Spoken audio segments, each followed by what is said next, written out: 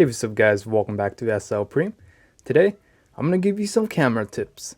Alright, let's open up the camera, and the first thing you probably knew how to do already is the ultra wide and the not ultra wide. But what you didn't know is, in the front camera, you can actually turn it sideways and then it would zoom out. You can see. Next is the flash. Normally it's on auto, I believe. And to switch it to on and off, you just click on the caret key and then click on the lightning. And then you can leave it on auto, on or off. Additionally, you might notice the night mode button right here. So right now it's on auto, but you can force it to go to 1 second, or if it's darker, you can actually get up to 30 seconds. So my hand is not blocking enough light, so it's maxing out at 10 seconds. If you are shooting a 30-second exposure, I recommend you propping your phone up against something or using a tripod. Next, this button right here is the live photos button. Right now it's on, off, on, off. You can always leave it on auto, again by clicking on the caret key.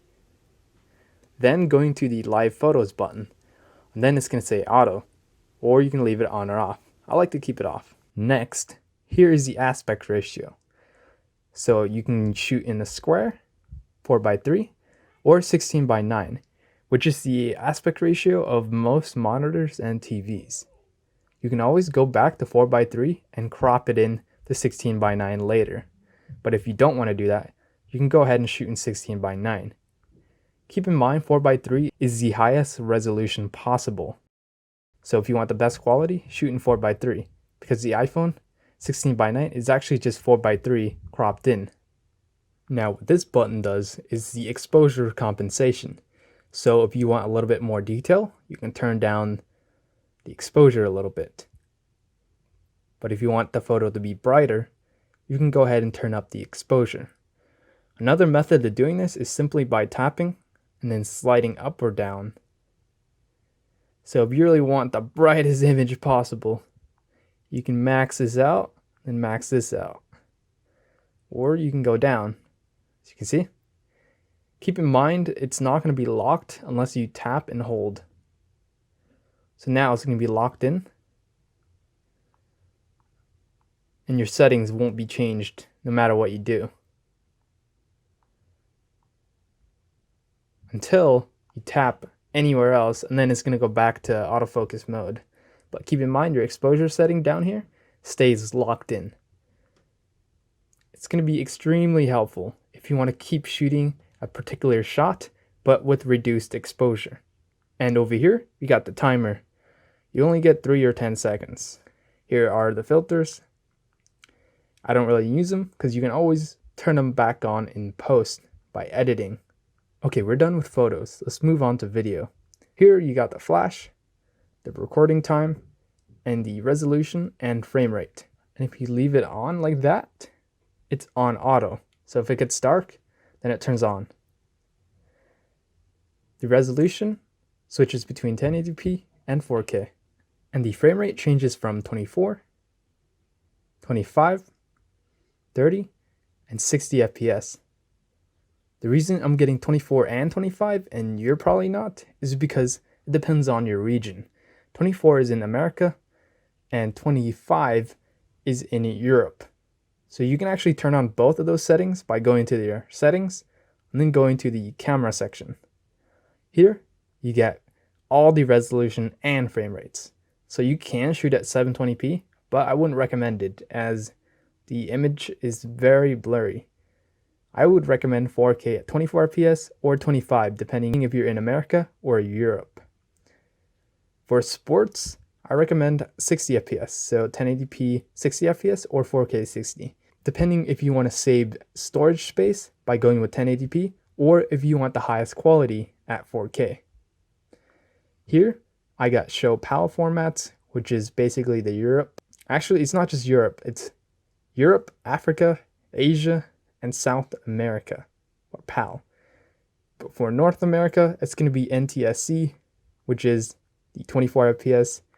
And if you turn this off, you would only get the American standards. Anyways, This is HDR video. That's basically if you want better colors in your videos.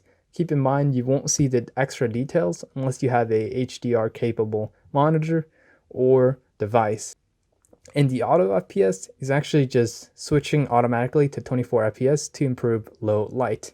That is the reason why I recommend 4K at 24 FPS, because it gives you the most detail and it also gives you the best low light performance. And finally, lock camera is basically to prevent you from changing to ultra wide to normal while recording a video. I would recommend to keep that off because it's really versatile. Might as well have it instead of locking it away. Finally, let's come back to video. And like I said before, you can still do the exposure settings like normal. You can lock the autofocus and exposure by tapping and holding. And yeah, we're done with that. Here with the slow motion, it's the same thing with video. You can change it to 240 FPS or 120 FPS.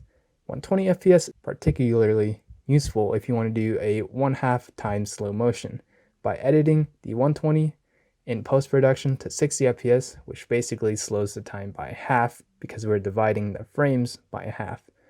So if you want 240 FPS, you can do that 4 times to get 60 FPS slow motion footage. And if you want it to be even slower, you can do divided by 8. That will basically gives you 30 FPS slow motion video. Here's a time lapse. Nothing too special. Gives you the exposure controls like before.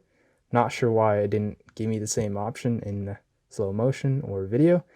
But yeah, hopefully Apple will fix that. Okay, now let's switch to portrait. So for portrait, it's going to be similar to the camera, except you get these filters on the bottom. Keep in mind, they're only going to change if you have a subject in the middle. So right now you can't really see the difference other than the colors because there is no subject. And the f-stop right here is basically how blurred your background you want to be.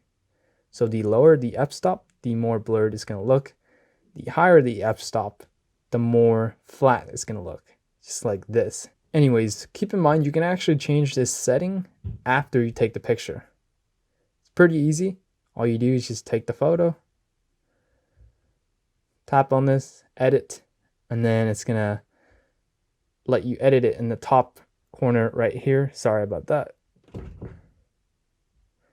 then you can go ahead and change the depth. Lastly, pano, nothing special. It's pretty much unchanged since it was first introduced, but you can do an ultra wide pano. But that's about it for today, guys. Hope you guys enjoyed the video.